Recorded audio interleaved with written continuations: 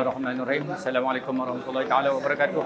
Kami kini berada di Kilang Sharifah, yang mana kilang inilah yang akan membekalkan makanan ritot, nasi, biryani ayam dan termasuk juga daging lah. Ini merupakan inisiatif daripada Ahli Ikhwan yang merupakan organizer bagi projek World Food Aid WFA. Jadi Alhamdulillah Muslim Care Malaysia dengan beberapa rakan NGO kita akan bekerjasama menyediakan pack makanan ritot ni yang mana harganya sangat-sangat murah, termasuk juga kos penghantaran lah. Kilang kami di Kilang Lifestyle Sharif, kami menggunakan produk ready to eat dan juga base makanan dan Sharifah.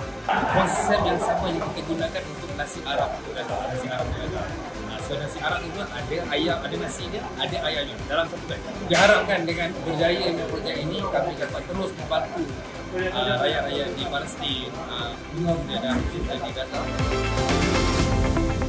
Dengan adanya makanan ritot ini dapat menyelesaikan pelbagai masalah yang selama ini rakyat Gaza hadapi, iaitu makanan, tidak adanya makanan.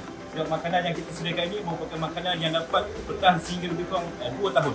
Dan ini merupakan fasa yang pertama, dan insyaAllah kita akan hantar kontena yang pertama, iaitu sebanyak 16,800 pack, dan dapat memberikan makanan kepada lebih 30,000 orang, insyaAllah.